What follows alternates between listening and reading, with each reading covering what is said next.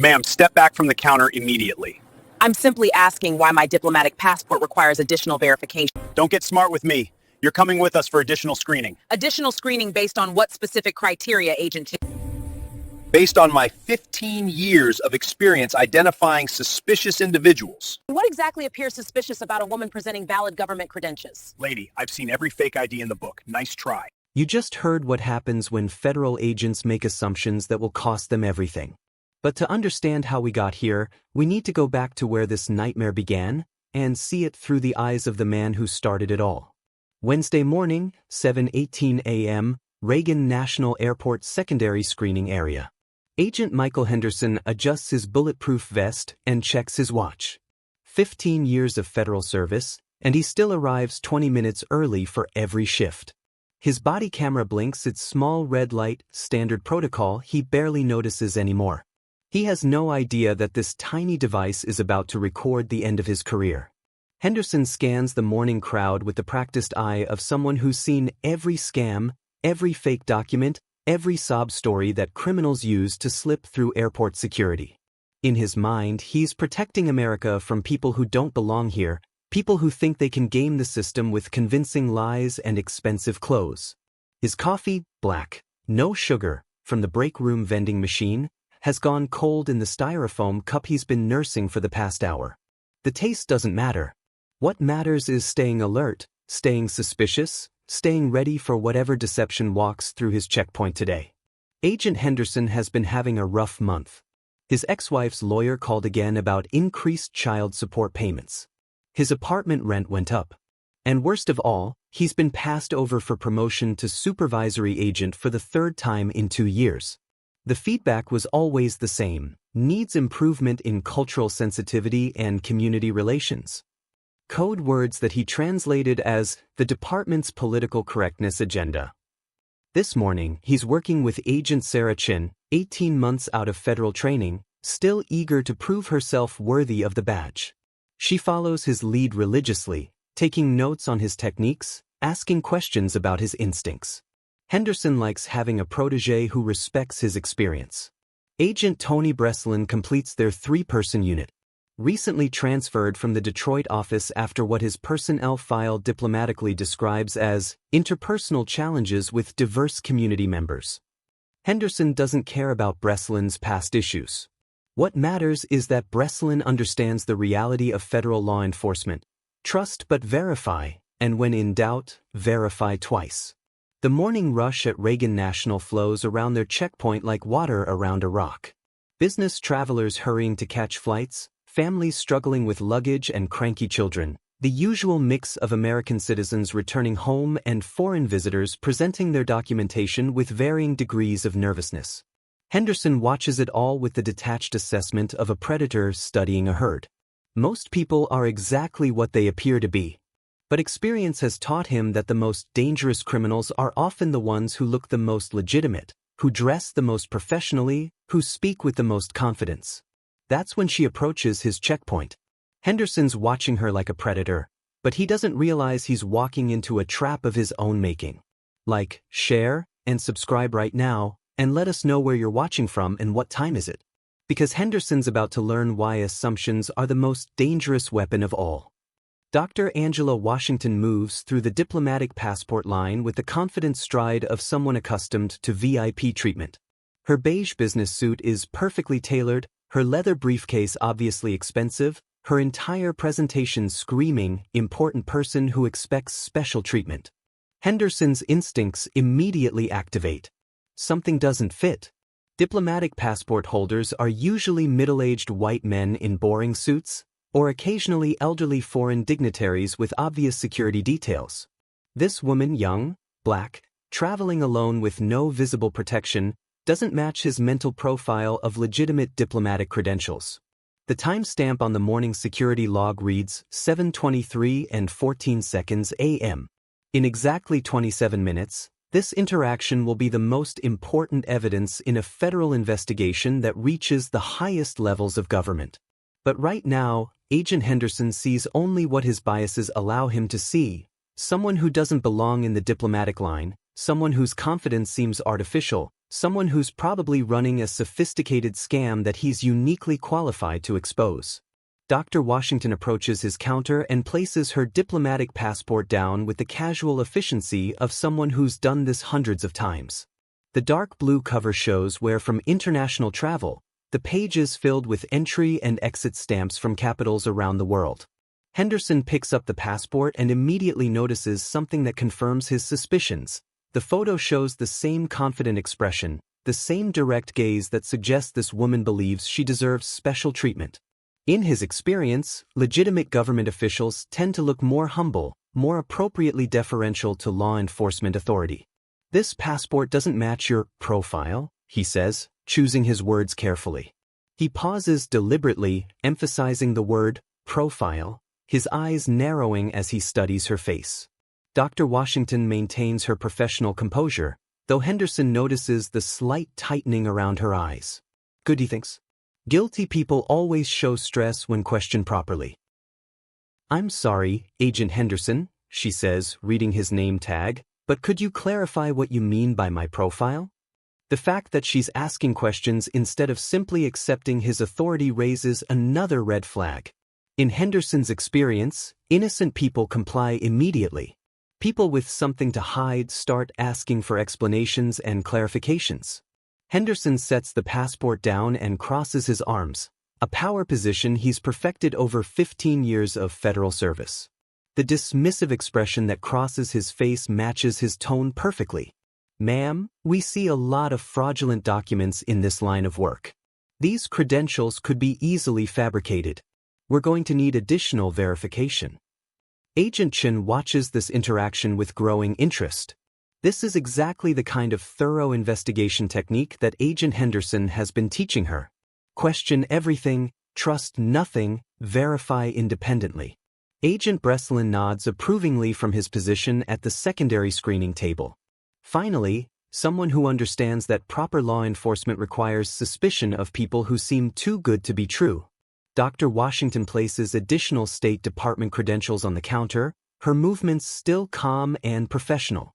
Henderson examines them for exactly 12 seconds before setting them aside dismissively.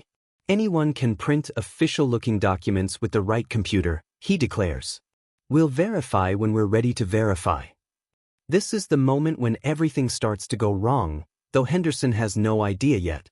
He's dismissing standard verification procedures that he's supposed to follow for diplomatic passport holders, substituting his personal judgment for established protocols. Every word, every gesture, every decision is being documented by the airport's security system, evidence that will eventually expose systematic problems in federal law enforcement training. If you want to see how this incredible confrontation unfolds when Agent Henderson realizes who he's really dealing with, hit that subscribe button right now. Have you ever witnessed someone in authority making assumptions based on appearance? Drop a comment below and share your experience. Dr. Washington requests to contact the State Department Liaison Office, a standard protocol that Henderson should accommodate immediately. Instead, his response reveals the depth of his bias. "You'll contact who we tell you to contact." Around them, the normal flow of airport security continues. Business travelers deliberately avoid eye contact with the unfolding confrontation, focused intently on their phones, hurrying past the secondary screening area to avoid any delays to their own travel plans. This is the reality of how these incidents unfold. Most people simply ignore what's happening, even when it's happening right in front of them. Henderson demonstrates everything wrong with his approach: the dismissive wave of his hand, the way he turns his back to Dr. Washington while she's speaking, the casual disrespect that he shows toward her diplomatic credentials. He has no idea that this behavior will eventually be reviewed by congressional oversight committees, inspector generals, and civil rights organizations across the country. Agent Chen pulls out her phone, but she's not recording the interaction.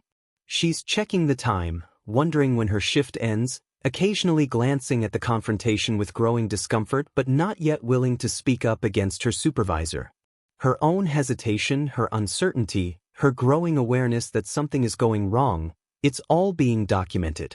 The airport janitor, an older man named Carlos who's worked at Reagan National for 8 years, continues mopping the floor nearby.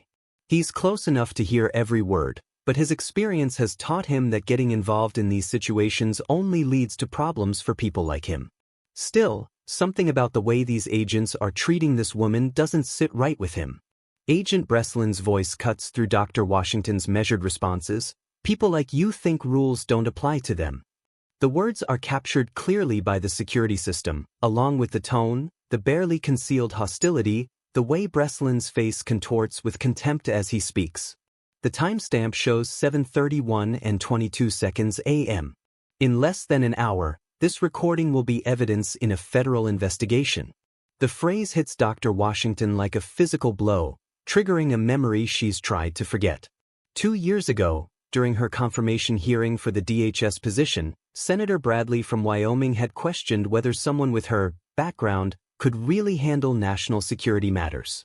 The same dismissive tone, the same assumption that her credentials couldn't possibly be legitimate, the same barely concealed belief that someone who looked like her didn't belong in positions of authority. Henderson watches her reaction with satisfaction. He's gotten under her skin, broken through that professional composure that he was sure was fake. The momentary flash of pain that crosses her face only confirms his suspicions, though Henderson interprets it as guilt rather than the trauma of repeated discrimination. Dr. Washington's training kicks in. Document everything. Remain calm. Don't give them any excuse to escalate further. She's been through crisis management scenarios that would break most people, but this personal humiliation feels different, more insidious. Agent Henderson, she says, her voice carrying the authority of someone accustomed to briefing presidents and prime ministers, I'm requesting that you contact your supervisor immediately to review the proper protocols for diplomatic passport verification. My supervisor is at off-site training, Henderson responds curtly. You're dealing with me. This is a lie. The duty roster clearly shows that Supervisor Agent Rodriguez is available by radio, but Henderson doesn't want outside interference with what he sees as a successful interrogation of a suspected fraudster. 2 TSA agents pause their duties, drawn by the commotion. One of them, Agent Martinez, pulls out his phone, but he's not recording, he's texting his wife about dinner plans. The other, Agent Foster, moves slightly closer to watch, but when Henderson glances in his direction, Foster quickly busies himself with organizing plastic bins. This is the moment when airport security arrives. Officer James Patterson and Officer Linda Wright approach the secondary screening area, called over by Henderson's radio request for assistance with an uncooperative individual. Henderson briefs them first, as protocol dictates, suspicious individual with questionable documentation refusing to comply with standard security protocols. Claims to be some kind of diplomat, but the credentials don't check out. This briefing captures the way Henderson frames the situation to put Dr. Washington at a disadvantage before she even has a chance to speak. Officer Patterson, a 15-year veteran of airport security, nods and turns to Dr. Washington. Ma'am, I need you to just cooperate with these agents and this will go much faster for everyone. Dr. Washington realizes that the narrative has already been set. In the minds of everyone with authority in this situation, she's already been labeled as the problem. The very fact that she's questioning their treatment of her is being used as evidence that their suspicions were justified.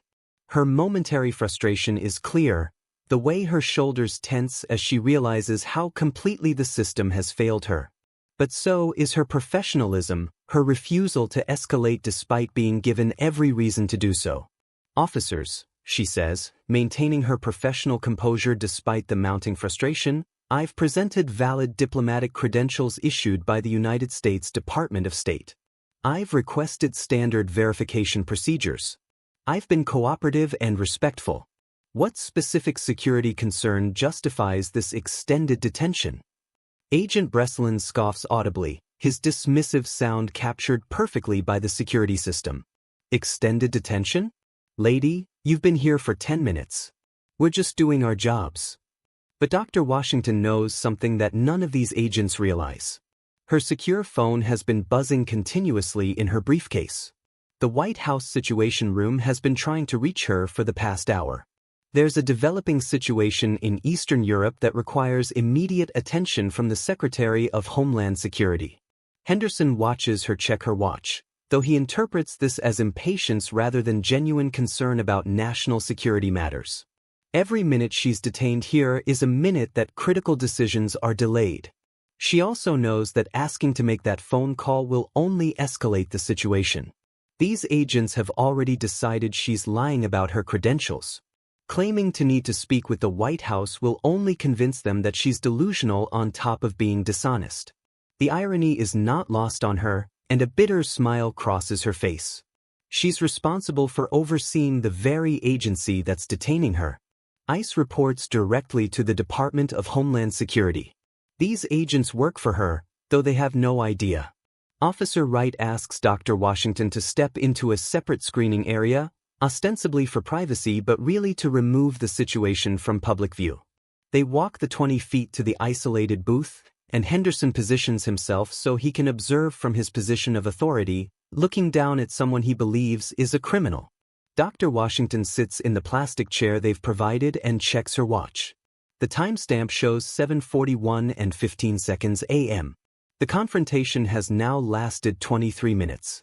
She's missed 2 calls from her deputy director and 1 from the Secretary of State's office. Henderson has no idea that the evidence being gathered will soon be shown to the President of the United States as proof of systematic failures in federal law enforcement. Subscribe now if you want to see how this incredible story unfolds. The next part will shock you. What would you do if you saw this happening to someone? Would you speak up or keep walking?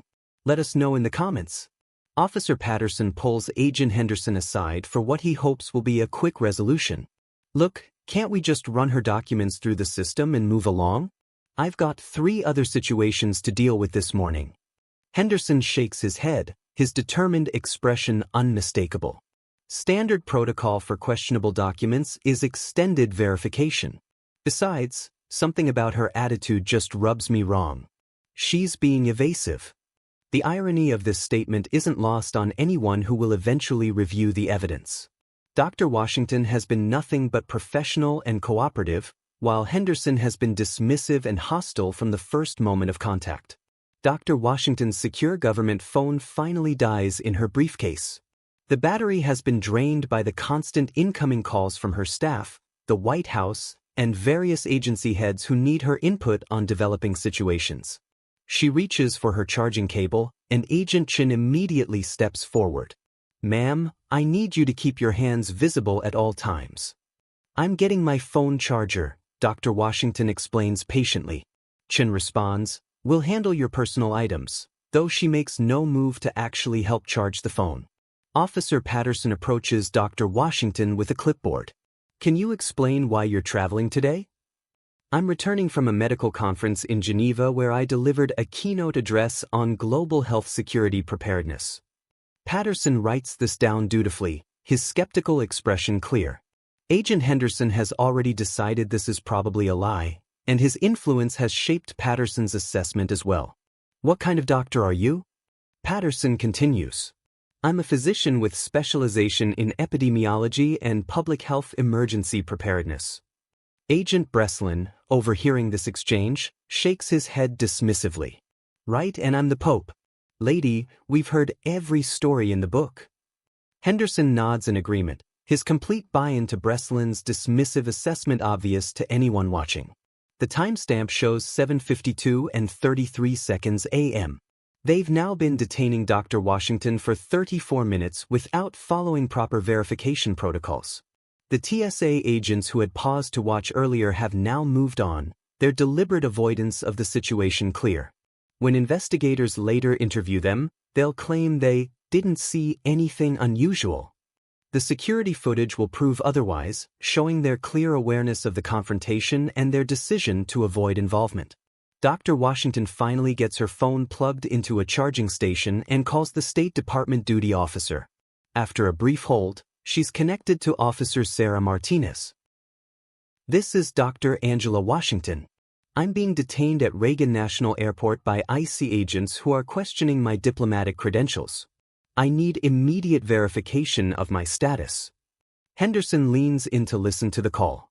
After a few moments of back and forth, Dr. Washington's social security number, her diplomatic passport number, her date of birth, and a security code that changes weekly. Officer Martinez confirms her identity. Dr. Washington, I show you as having active diplomatic status with the Department of Homeland Security. Is there a specific issue with your credentials? Breslin steps forward before Dr. Washington can respond. Anyone can call a government number and have someone pretend to verify them. We've seen this scam before. Officer Martinez, hearing this through the phone, asks to speak with the detaining agents directly. Henderson takes the phone with obvious reluctance. This is Agent Henderson with IC Unit Delta 7. We have an individual with questionable documentation claiming to be a government official. Agent Henderson, I'm looking at Dr. Washington's file right now. She holds active diplomatic credentials and is cleared for international travel on behalf of the United States government. What specific concerns do you have with her documentation? Henderson's defensive response is clear. Ma'am, with all due respect, documents can be forged, phone calls can be staged, and we're trained to be suspicious of anyone who seems to be trying too hard to establish their credibility. There's a pause on the other end of the line, and Henderson's satisfied expression shows he believes he's successfully defended his position against outside interference. Agent Henderson, I need you to connect me with your supervisor immediately. My supervisor is at off-site training. I'm the senior agent on duty. This is his second lie. His supervisor is actually available by radio, but Henderson doesn't want outside oversight of what he sees as a successful interrogation. Dr. Washington watches this exchange with growing disbelief, her expression of professional frustration clear. She's witnessing the complete breakdown of interagency cooperation and professional courtesy that she's spent years trying to build within the federal government. Officer Patterson, sensing that this situation is spiraling beyond his ability to manage, makes his own call to the airport's administrative office. This is the exact moment when this incident begins its escalation to the highest levels of government. Within minutes, Assistant Airport Director Rebecca Chen arrives at the secondary screening area. Her approach, her professional attire, her obvious authority, and her immediate assessment of the situation are all clearly visible. Gentlemen, lady, she addresses the agents, can someone explain to me why we have a diplomatic passport holder detained for over 30 minutes? Henderson steps forward with his own justification. Ma'am, even if she works for State Department, her behavior has been uncooperative and suspicious from the moment she approached our checkpoint. Dr. Washington finally speaks up, her voice carrying just a hint of the authority she wields in her day job. Director Chen, I've been cooperative throughout this entire process. I've provided all requested documentation, submitted to additional screening, and attempted to facilitate proper verification procedures. The only thing I've requested is that these agents follow their own protocols. Agent Chin, the newest member of the IC unit, quietly approaches Henderson. Agent Henderson, I've been watching this whole thing, and honestly, she's been more polite and professional than most people we deal with. Maybe we should just verify her documents properly and move on. Henderson's sharp response is immediate. Agent Chin, are you questioning my judgment? Because if you are, I need to know where your loyalties lie. This moment transforms the situation from a simple case of mistaken identity into something much more serious, a test of institutional authority and professional accountability that will have far-reaching consequences for everyone involved. Dr. Washington checks her watch again. The timestamp shows 7:58 and 47 seconds a.m. 52 minutes of detention. The morning briefings have started without her. Critical decisions about international incidents are being made without the input of the Secretary of Homeland Security because that secretary is sitting in an airport detention booth, being treated like a potential security threat by agents who work for her own department. Director Chen makes the decision to call Washington, D.C. Metropolitan Airport Authority, escalating the incident to a level where federal agencies will have to provide documentation for their actions. This is when the paper trail begins, the official record that will eventually reach congressional oversight committees and inspector general investigations. The phone call that changes everything is about to be made. This story gets even more incredible from here. Make sure you're subscribed so you don't miss the moment when the truth finally comes out. Have you ever been in a situation where you had to prove who you are to skeptical authorities? Share your experience in the comments below. The call that changes everything starts quietly. Director Chen dials the Federal Coordination Office, hoping to get guidance on what's clearly becoming a bureaucratic nightmare. This is Rebecca Chen, Assistant Director at Reagan National. I have a situation with IC agents detaining someone with what appears to be valid diplomatic credentials. Can you help me understand the proper escalation procedures? Henderson's dismissive expression as he listens to this conversation is obvious. In his mind, Director Chen is being manipulated by a sophisticated fraudster. On the other end of the line, Federal Coordination Officer David Kim pulls up the protocols on his computer. Can you give me the name of the individual being detained? Dr. Angela Washington. The pause that follows is longer than Director Chen was expecting. Henderson's satisfied nod shows he interprets this pause as confirmation that the name doesn't match any legitimate government records. Ma'am, can you repeat that name? Dr. Angela Washington. She's presented diplomatic credentials and State Department has confirmed her identity, but the IC agents are maintaining that her documentation is questionable. Officer Kim's next words carry an urgency that Henderson doesn't understand. Director Chen, I need you to listen to me very carefully. I'm going to transfer you to a secure line. Do not hang up, and do not let anyone leave that area until you hear back from me. Henderson overhears this conversation and his eye roll is obvious. Here we go. Now everyone's going to act like this is some big federal incident because one person is claiming to be more important than they really are. But Officer Kim is not making routine calls. This is the exact moment when this incident escalates to the highest levels of government. Kim is contacting the Department of Homeland Security's Internal Security Office, where Duty Officer Lieutenant Colonel James Martinez immediately recognizes Dr. Washington's name. Are you telling me that IC agents at Reagan National have detained Secretary Washington for nearly an hour? Henderson can only hear Director Chen's end of subsequent phone calls. What he doesn't know is that Lieutenant Colonel Martinez is now calling the White House Situation Room. This is Lieutenant Colonel Martinez with DHS Internal Security. We have a situation involving Secretary Washington at Reagan National Airport. I need immediate clarification on her current location and status. White House Situation Room Director Patricia Hayes has been trying to reach Dr. Washington for the past hour regarding an emerging cybersecurity threat. Lieutenant Colonel, Secretary Washington should be in transit from Geneva, scheduled to arrive at Reagan this morning for the 10 a.m. cabinet meeting. Ma'am, I have reports that she's being detained at Reagan by IC agents who are questioning her credentials. The line goes quiet. Director Hayes understands the implications immediately.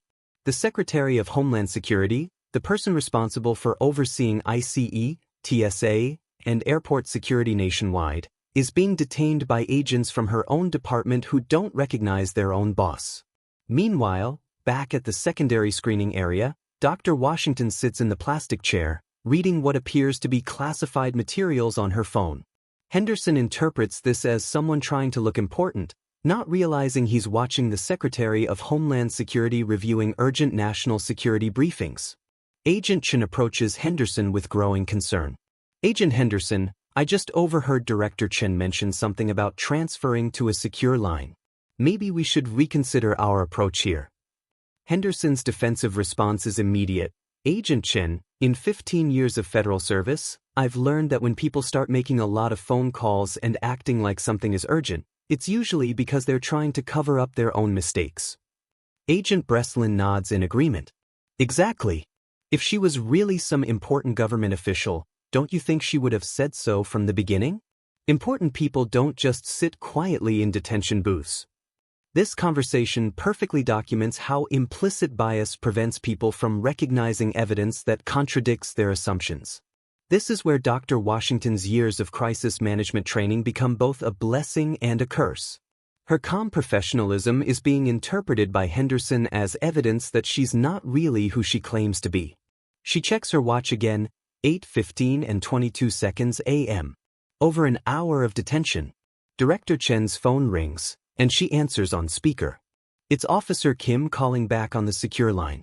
Director Chen, I need you to listen carefully and follow these instructions exactly. Dr. Angela Washington is the Secretary of Homeland Security. She oversees the entire department that includes ICE, TSA, and all airport security operations. You have IC agents detaining their own boss. Director Chen's face goes white, but Henderson's immediate response shows his complete inability to accept reality. Director Chen, with all due respect, anyone can call anyone and claim anything over the phone. We're trained to be suspicious of elaborate stories and important-sounding titles. His complete inability to accept evidence that contradicts his initial assessment is clear, even when that evidence comes from multiple official sources. Henderson continues, if she's really some kind of high-ranking official, where's her security detail? Where's her official transportation? Why is she going through regular passenger screening like everyone else? These are actually reasonable questions, documenting a broader issue with government operations. High-ranking officials often travel without obvious security when they're on routine trips, partly for efficiency and partly to avoid drawing attention. Agent Chen is now seriously questioning her supervisor's judgment. Agent Henderson, maybe we should just step back and let the airport administration handle this from here. Agent Chen, are you refusing to follow my direct orders? This exchange documents the exact moment when he puts Agent Chen in an impossible position. She's seen clear evidence that they've made a serious mistake, but directly contradicting her supervisor could end her career. Dr. Washington's phone finally has enough charge to power on completely, and it immediately starts buzzing with incoming calls. The screen shows White House Chief of Staff as the caller ID. Agent Breslin's scoff is audible. Oh, now the White House is calling her personal phone? Come on. Dr. Washington answers the call. This is Secretary Washington. Madam Secretary, this is Chief of Staff Morrison. We've been trying to reach you for the past hour. There's been a development in the Eastern European situation, and the President needs your immediate assessment.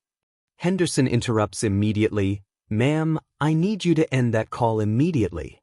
Chief of Staff Morrison's voice through the phone. Secretary Washington, are you in some kind of situation? I'm currently being detained at Reagan National Airport by IC agents who are questioning my diplomatic credentials. The security footage captures Henderson taking the phone, documenting the exact moment when his world begins to collapse. Morrison's response comes in the tone reserved for genuine crises. Madam Secretary, I'm going to coordinate with airport security immediately. Can you put one of the agents on the line? Henderson takes the phone. This is Agent Henderson with IC. I don't know who you think you are, but interfering with a federal security operation is a serious crime.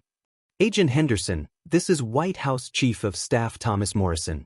You are currently detaining Dr. Angela Washington, who is the Secretary of Homeland Security and a member of the President's Cabinet. I need you to release her immediately and provide your supervisor's contact information.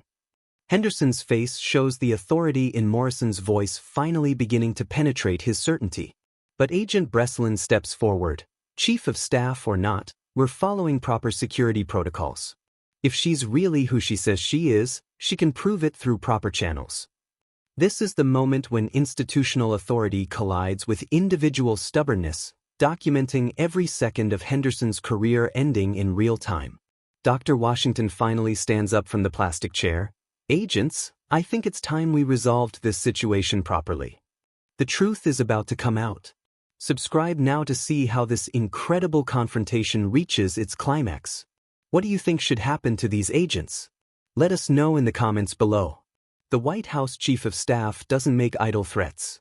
Within 7 minutes of Morrison's call, Reagan National Airport receives a call that transforms the situation completely.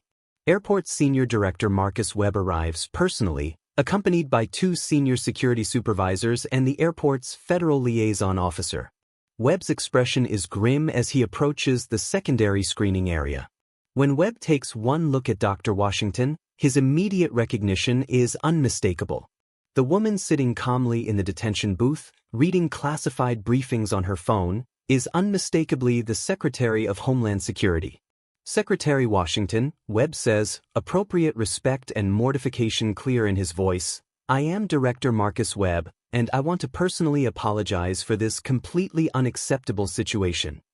Henderson's confused expression as he looks back and forth between Director Webb and Dr. Washington shows someone finally beginning to understand the magnitude of his mistake, but his first instinct is still self-preservation. Director Webb, we were following standard security protocols for individuals with questionable documentation. We had legitimate concerns about the authenticity of her credentials. Dr. Washington stands and extends her hand to Director Webb. Director Webb, I appreciate your response. I understand that security protocols are important, but I think this incident highlights some significant issues with interagency coordination and bias training that we need to address. Webb nods frantically. Absolutely, Madam Secretary. Whatever you need from us to make this right. The complexity of this moment is clear.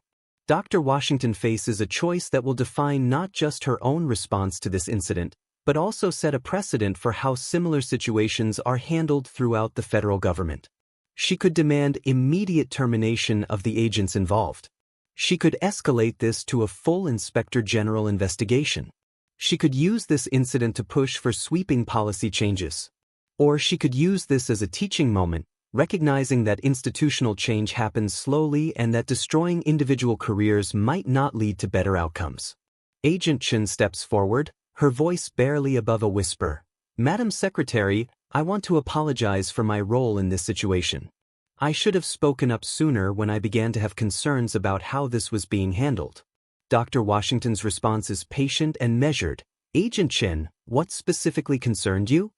Ma'am, about 20 minutes into the detention, it became clear to me that you were being cooperative and professional, and that our continued questioning wasn't following standard protocols for diplomatic passport holders. I was concerned that we were letting personal assumptions override proper procedures. Henderson interrupts. Agent Chen, I don't think it's appropriate for you to be second-guessing our decisions in front of Agent Henderson, Dr. Washington says quietly, but with unmistakable authority. Agent Chen is demonstrating exactly the kind of professional judgment and ethical courage that federal law enforcement requires. She turns back to Agent Chen. Agent Chen, I want you to prepare a detailed written statement about this incident, including your observations about proper procedures and your recommendations for preventing similar situations in the future. I want that statement on my desk within 48 hours. Agent Breslin, who has been silent during this exchange, finally speaks up. Ma'am, with all due respect, I still think we were following appropriate caution protocols. In this security environment, we can't be too careful about verifying people's identities. Dr. Washington's patient response. Agent Breslin, appropriate caution involves following established verification procedures, not substituting personal judgment for documented protocols. When the State Department confirmed my identity, appropriate caution would have involved accepting that confirmation rather than suggesting it was fraudulent. Director Webb attempts to manage the situation. Secretary Washington, how would you like us to proceed with the administrative aspects of this incident? Director Webb, I want a full review of the security camera footage from this incident. I want written statements from all personnel involved, including the TSA agents who observed the situation. And I want a comprehensive review of training protocols for all federal agents operating in airport environments. Her next words will determine Henderson's professional future. I also want to understand why interagency communication broke down so completely in this situation. Agent Henderson, when the State Department confirmed my identity, what specific concerns led you to question that confirmation? Henderson shifts uncomfortably. The honest answer is that he couldn't believe that someone who looked like Dr. Washington could actually be a high-ranking government official, but he can't say that without admitting to racial bias. Ma'am, we see a lot of sophisticated fraud attempts, and I've learned to be skeptical of verification calls that seem too convenient. Dr. Washington's response. Agent Henderson, skepticism is an important part of security work. But skepticism has to be balanced with professional judgment and adherence to established procedures. When multiple verification sources confirm someone's identity, continued detention moves from appropriate caution to harassment. This is the moment when Henderson finally understands that his career in federal law enforcement is effectively over. His own realization is visible, the moment when 15 years of experience crumble under the weight of one massive error in judgment. 3 weeks later, the security camera footage becomes the centerpiece of the investigation. The timestamp documented evidence shows every moment of bias, every procedural violation, every opportunity Henderson had to correct course and chose not to take. Henderson is transferred to a desk position pending completion of mandatory bias training and a formal performance review. Henderson's own recorded words make it impossible for him to claim he was following proper procedures or that Dr. Washington was uncooperative. Agent Breslin chooses to take early retirement rather than face a formal disciplinary process. The evidence shows his role in escalating the situation and his refusal to accept verification from official sources. Agent Chin receives a commendation for her honesty in reporting the incident, and her attempts to question Henderson's decisions become evidence of her professional integrity. She's fast-tracked for promotion to a supervisory role. But the broader impacts are more complicated. ICE implements new training protocols for diplomatic passport verification, but the changes are limited by budget constraints and bureaucratic resistance. Airport security adds bias awareness components to their standard procedures, but the reforms are largely superficial rather than systematic. Dr. Washington uses the incident as leverage to push for broader policy changes, and the security footage becomes a powerful tool in congressional testimony. The visual evidence of how bias can corrupt professional judgment is more compelling than any written report could be. The most significant change is personal rather than institutional. Agent Chin, inspired by Dr. Washington's measured response to a situation that could have destroyed careers, commits herself to becoming the kind of federal agent who speaks up when procedures aren't being followed properly, even when it's uncomfortable. 6 months later, Dr. Washington receives a handwritten letter from Agent Chin, now a supervisory agent in Detroit. The letter describes how the lessons from that morning at Reagan National helped Chin intervene in a similar situation, preventing another incident by speaking up early and insisting on proper verification procedures. Henderson, meanwhile, completes his mandatory training and eventually retires quietly from federal service. The documentation of his behavior becomes a training video used across federal law enforcement agencies, a permanent reminder of how quickly authority can be lost when it's exercised without wisdom. The incident at Reagan National didn't lead to perfect justice or complete institutional transformation, but it led to something perhaps more valuable, a recognition that every interaction between law enforcement and the public is an opportunity to either build trust or destroy it, and that the choice between those outcomes often comes down to whether officers choose humility over arrogance, procedure over prejudice. Real justice isn't always perfect or immediate. Sometimes progress means one honest conversation at a time, one individual choosing accountability over defensiveness, one moment when someone chooses to speak up rather than stay silent. What changes would you want to see in how federal agents are trained to handle these situations? Share your thoughts below and let us know what you think should happen when authority figures make these kinds of mistakes. If this story moved you, subscribe for more stories of justice, accountability, and the sometimes messy process of making our institutions live up to their highest ideals. The real work of building a more just society happens in moments like these, when people choose courage over comfort and accountability over convenience.